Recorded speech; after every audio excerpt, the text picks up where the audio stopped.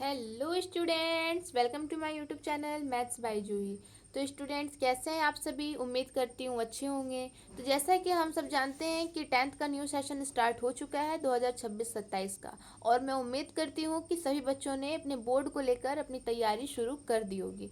ठीक है, आज की वीडियो में हम बहुपद के इंट्रोडक्शन के बारे में देखेंगे। जो हमारा बहुपद का पहला चैप्टर है या उसका हम लोग इंट्रोडक्शन आज देखेंगे।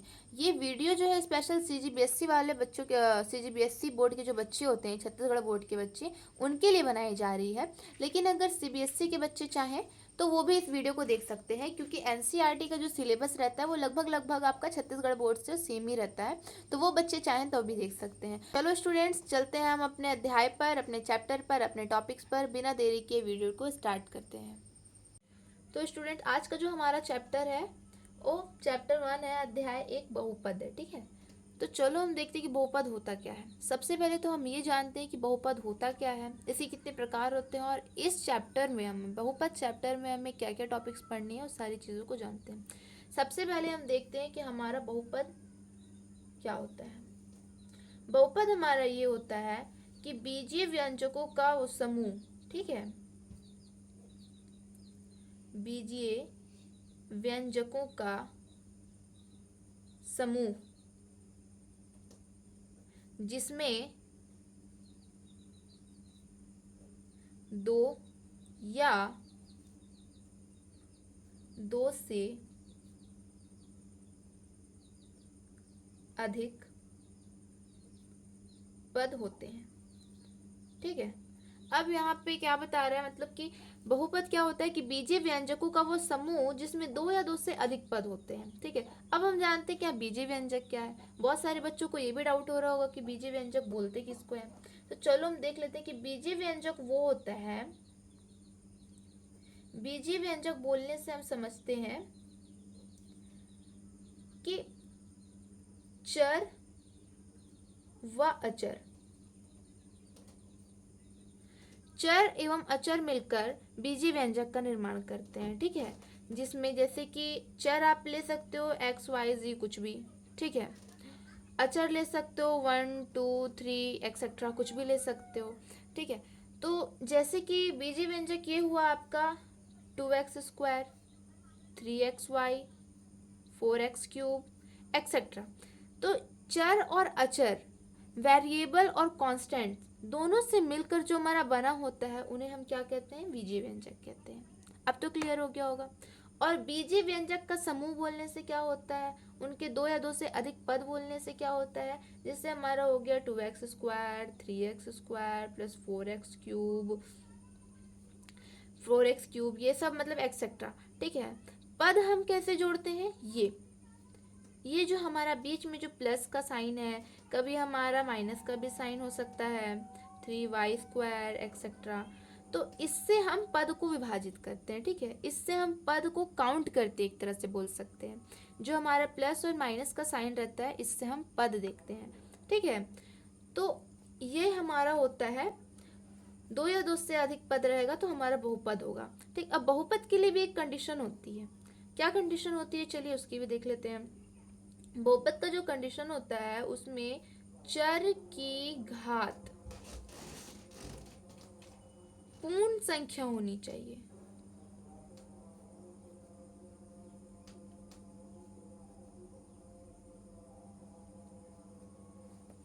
समझ में आ रहा है? मतलब चर की घात जो है वो पूर्ण संख्या होनी चाहिए।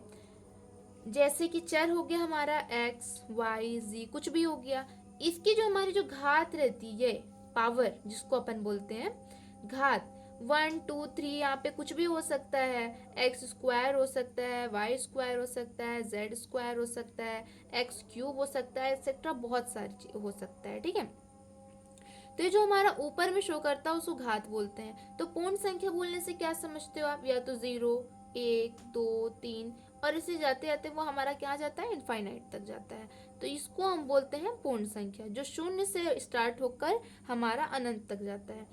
तो कंडीशन ये है कि बहुपद में जो हमारे चर की घात होती है वो पूर्ण संख्या होनी चाहिए, तभी वो जो हमारा पद है, जितने भी पद हैं, जो भी बीजीय व्यंजक है, वो बहुपद कहलाते हैं। क्लियर इतना? चलो, अब देखते हैं कि हमारे बहुपद के प्रकार कितने होते हैं।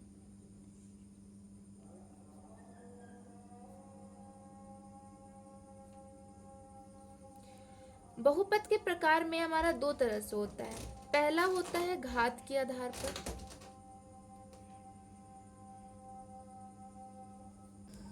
और दूसरा जो है आपका वो है पद के आधार पर।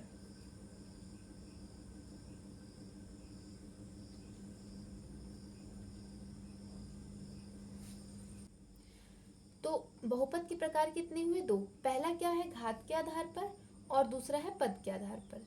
ठीक है। घात के आधार पर का क्या होता है? मतलब पहला वाला जो है घात के आधार पर,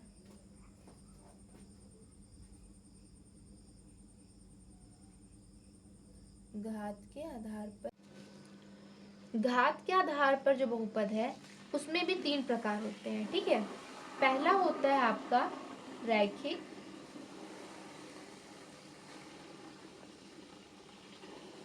रैखिक बहुपद। दूसरा होता है आपका द्विघाती बहुपद।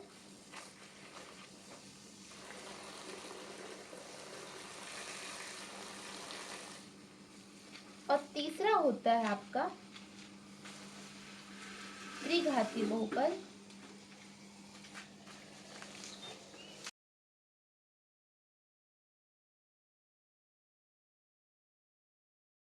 मतलब इसमें मुख्यतः तीन हम लेकर चलते हैं। पहला रैखिक बहुपद, दूसरा द्विघाती बहुपद, और तीसरा त्रिघाती बहुपद। रैखिक बहुपद कहने का मतलब ये होता है कि अगर किसी बहुपद की घात अगर एक है तो उसको हम कहेंगे रैखिक बहुपद। ठीक है। अगर किसी बहुपद की घात दो है तो उसे हम कहेंगे द्विघाती बहुपद, और किसी बहुपद की घात तीन है तो हम उसे कहते हैं त्रिघाती बहुपद। इसी प्रकार से चार पांच हो सकते हैं तो हम अपने हिसाब से कह सकते हैं उसको। ठीक है। और दूसरा होता है आपका पद के आधार पर। अब चलिए पद के आधार पर देख लेते क्या होता है। पद के आधार में भी हमारा तीन प्रकार हम मुख्यतः मानकर चलते हैं। ठीक है। पहला हमारा हम मानते हैं एक पदीय बहुपद। एक पदीय बहुपद। अब एक पदीय बहुपद किस तरह से होते हैं? एक पदीय बहुपद होते हैं आपके जैसे 2x, 3y, 4z, 5a, 3b, etcetera. कोई सा भी बहुपद हमारा एक पदीय बहुपद हो जिसमें एक पद हो, केवल और केवल एक पद, वो हमारा एक पदीय बहुपद कहलाएगा। क्लियर? अब जो हमारा दूसरा होता है वो होता है द्विपदीय बहुपद। द्विपदीय बहुपद। बच्चों थोड़ा आप राइटिंग पे मत जाइएगा, मेरी राइटिंग वैसे भी थोड़ा लिख लिख के ज़्यादा खराब हो गई है। बस समझ में आ रहा होगा आप लोगों को, प्रयास कर रही हूँ मैं। तो द्विपदीय बहुपद है, द्विपदीय बहुपद में जिसमें दो पद होते हैं। ठीक है। अब पद तो हम प्लस या माइनस के चिन्ह के आधार पर हम देखते हैं, गिनते हैं। तो जिसमें दो पद हो वो हमारा द्विपदीय बहुपद हुआ। जैसे कि 2x + 2, 3x - 1, 4d +8 एक्सेट्रा, कुछ भी हो सकता है हमारा बहुपद में। ठीक है। बस दो पद होना चाहिए। और तीसरा हमारा जो होता है वो होता है त्रिपदीय बहुपद। मुख्यतः हम तीन ही लेकर चलते हैं। त्रिपदीय बहुपद। अब इसमें क्या होगा? वही चीज है, त्रिपदीय है तो तीन पद होंगे। ठीक है। जैसे कि 3x + 2y + 5, ये हो सकता है। या आपका हो सकता है 4x² + 3x + 2, इस तरह से हो सकता है। मतलब कोई सा भी आपका त्रिपदीय बहुपद हो सकता है जिसमें तीन पद हो, एक दो तीन, एक दो और एक तीन। ठीक है। इसी तरह से चतुर्थपदीय, पंचपदीय, जितने भी पद हों बहुपद के हम आगे देख सकते हैं, बहुत सारे हो सकते हैं। तो हमने बहुपद के बारे में इतना परिचय हमने देख लिया। अब हम देखेंगे कि इस अध्याय में, बहुपद अध्याय में और हमें क्या क्या पढ़ना है। ठीक है। हमारा जो सबसे पहला जो हमारा टॉपिक है वो है हमारा, आप नोट कर लीजिएगा कहीं भी, क्योंकि इसके बाद हम टॉपिक बाय टॉपिक्स अपने अध्याय को हम पढ़ते जाएंगे, ठीक है। और उससे रिलेटेड हमारे जितने भी क्वेश्चंस हैं सारे को सॉल्व करते जाएंगे, ठीक है। तो हमारा पहला जो टॉपिक है वो है बहुपद का भाग।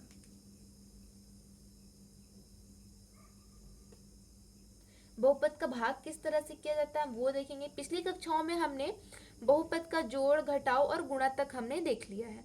अब हम देखेंगे कि बहुपद का भाग कैसे किया जाता है। उसके बाद जो दूसरा हमारा टॉपिक है वो है शेषफल प्रमेय का।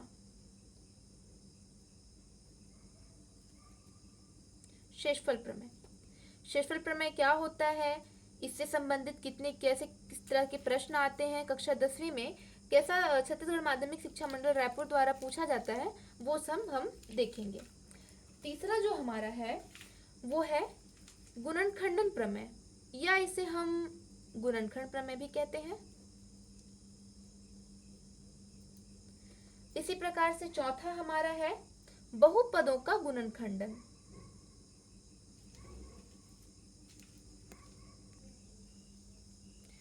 बहुपदों का गुणनखंड या गुणनखंडन, ठीक है, आप बोल सकते हैं। बहुपदों का गुणनखंडन हम कैसे करते हैं, ठीक है, वो देखेंगे।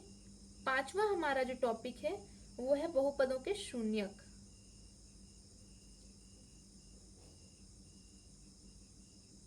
बहुपदों के शून्यक कैसे ज्ञात करते हैं वो, और इससे रिलेटेड एक छोटा सा टॉपिक है कि शून्यक से फिर हम बहुपद कैसे बनाते हैं वो भी है, ठीक है। तो छोटा सा टॉपिक है वो अलग से बुक में आपका हेडिंग नहीं किया हुआ है, लेकिन हम उसको भी देख लेंगे, ठीक है। उसके बारे में आप चिंता मत करिए, लेकिन उस टॉपिक से प्रश्न आते हैं बच्चों, ठीक है, बोर्ड में। और हमारा छठवां जो टॉपिक है वो है द्विघातीय बहुपद के गुणांक एवं शून्यक में संबंध। इसी के साथ जो हमारा ये अध्याय है, इसी टॉपिक के साथ और इसी से रिलेटेड जितने भी क्वेश्चंस हैं, इसके साथ हमारा जो अध्याय है वो समाप्त होता है। तो हम एक एक टॉपिक करके क्लियर करते जाएंगे और उससे रिलेटेड हमारे जितने भी क्वेश्चंस होंगे वो हम सॉल्व करते जाएंगे। तो बच्चों आज की क्लास में इतना ही, मिलते हैं नेक्स्ट क्लास में, नेक्स्ट वीडियो में नए टॉपिक के साथ। तब तक के लिए बाय बाय।